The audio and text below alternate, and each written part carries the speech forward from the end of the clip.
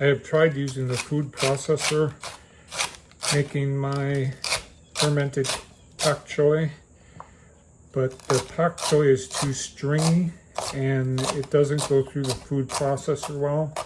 So I prefer to just do it by hand, and I cut my stems about this size.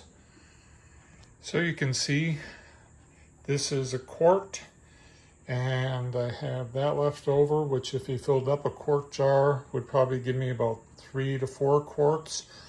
But this gets compacted down that this will probably end up being 2 to 2.5 quarts once it's all finished. I do add garlic and onion to it. That's about what I started out with before I minced it. And then I will also add salt. After you have all the ingredients in the bowl, you squish it all together, making sure you work the salt thoroughly through.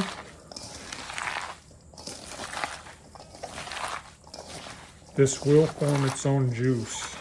You let that sit for a half an hour, then you squeeze it again, let it sit for another half hour, then it goes in its jars.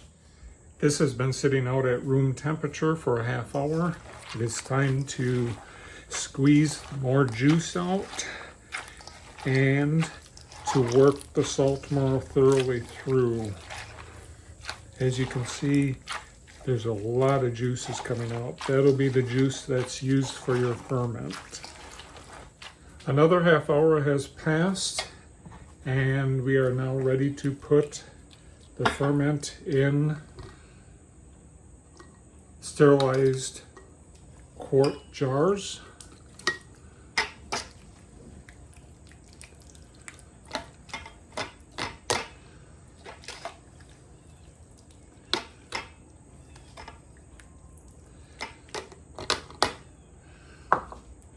Use this to pack it down.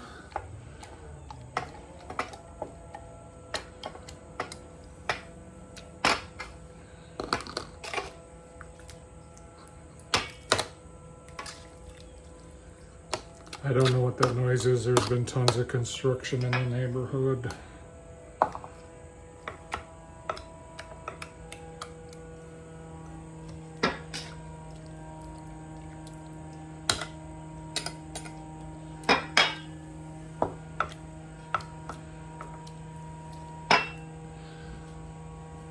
Wipe off the outer ring. Put a pebble in.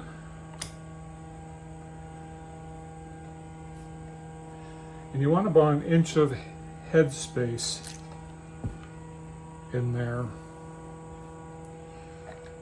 And I will put a nipple on.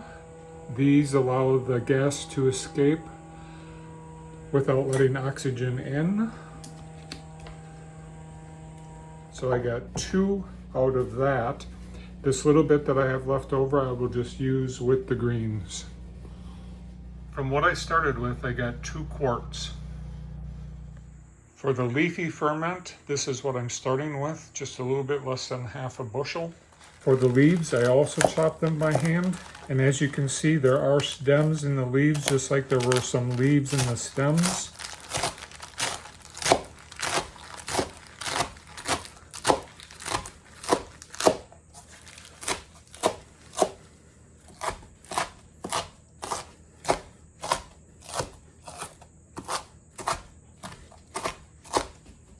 So when I'm finished, it looks like about this.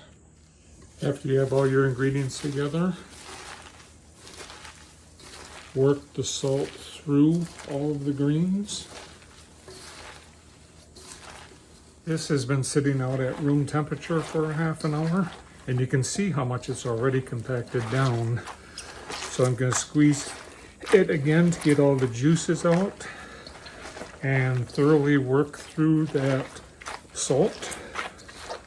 It has been a total of an hour, so I'm going to fill my jars. So you want to leave enough space for your pebble and 1 inch of airspace on top. So I'll put my pebble on, push it down. Gonna fish out the floaters here so we don't get mold on top.